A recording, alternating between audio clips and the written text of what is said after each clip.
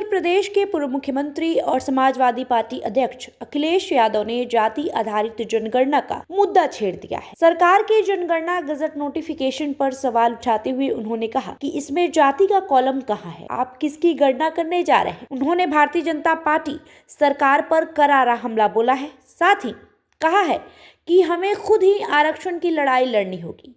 उन्होंने कहा कि भाजपा ने जनगणना की अधिसूचना में जाति का कॉलम तक नहीं डाला है, जो कि एक स्पष्ट संकेत है कि भाजपा जाति जनगणना नहीं कराना चाहती। इस पूरे मामले को उन्होंने पीडीए समाज के साथ साजिश की बात कही। अखिलेश यादव ने सोशल मीडिया एक्स पर किए गए पोस्ट में जातीय जनगणना का मुद्दा उठाया है। अखिलेश यादव ने कहा कि जनगणना की अधिसूचना में जाति का कॉलम तक नहीं है, गिनेंगे क्या।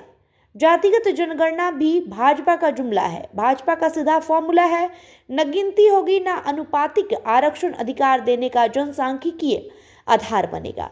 उन्होंने कहा कि जातिगत जनगणना ना करना पीडीए समाज के खिलाफ भाजपाई साजिश है। आपको बता दें, अखिलेश यादव ने अपने पोस्ट में लिखा कि आज भाजपा पर भरोसा करने वाले अपने को ठगा हुआ ही नहीं बल्कि घोर अपमानित भी महसूस कर रहे हैं। भाजपा में जो कार्यकर्ता और नेता अब तक जातिगत जनगणना करवाने का दावा कर रहे थे, वे अब अपने समाज में मुंह दिखाने के लायक नहीं बचे हैं। वे अब गले से भाजपाई पट्टा और घरों, दुकानों, वाहनों से भाजपा का झंडा उतारने के लिए मजबूर है। अखिलेश यादव ने स्पष्ट तौर पर कहा कि पीडीए को अपने मान सम्मान, आरक्षण और अधिकार की लड़ाई खुद लड़नी होगी। अब जब विरोध होगा तो छलजीवी भाजपा फिर कहेगी ये टाइपिंग मिस्टेक हो गई। भाजपा अब इतनी बुरी तरह एक्सपोज हो गई है। उन्होंने कहा कि सबको मालूम है कि अपने गलत मंसूबों के भंडाफोड़ होने के बाद आगे क्या करेगी। दरअसल ये भाजपाई चालाकी नहीं, भाजपाई बेशर्मी है। उन्होंने कहा कि अब शब्दकोशों में वचन विमुखी भाजपा का मतलब धोखा लिख देना चाहिए। दरअसल जाति आधारित जनगणना की मांग विपक्ष की ओर से लगातार किया जा रहा है।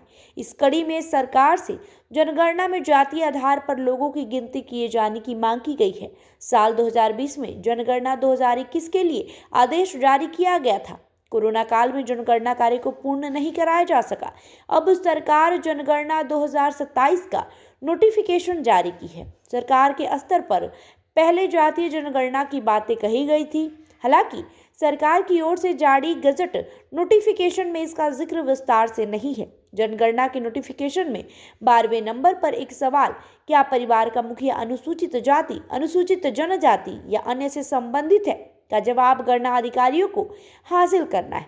इस पर अब अखिलेश यादव ने सवाल खड़े किए हैं। उन्होंने जनगणना नोटिफिकेशन की कॉपी शेयर कर सवाल खड़ा किया है। आपको बता दें कि जनगणना में इन सवालों पर जवाब लिए जाएंगे, जिसमें पहला भवन नंबर यानी कि नगर या स्थानीय प्राधिकरण अथवा जनगणना नंबर, दूसरे नंबर पर जनगणना मकान नंबर, जनगणना मकान के फर्श में प्रयुक्त प्रमुख सामग्री, जनगणना मकान की दीवार में प्रयुक्त प्रमुख सामग्री, जनगणना मकान की छत में प्रयुक्त प्रमुख सामग्री, जनगणना मकान के उपयोग, जनगणना मकान की हालत, पारिवारिक क्रमांक, परिवार में सामान्य तौर पर रहने वाले व्यक्तियों की कुल संख्या, परिवार के मुखिया का नाम, परिवार के मुखिया का लिंग, वही क्या परिवार का मुखिया अनुसूचित जाति, अनुसूचित जनजाति या अन्य से संबंधित है। इसके अलावा मकान के स्वामित्व की स्थिति, परिवार के पास रहने के लिए उपलब्ध कमरों की संख्या, परिवार में रहने वाले विवाहित दंपतियों की संख्या, पेयजल का मुख्य स्रोत,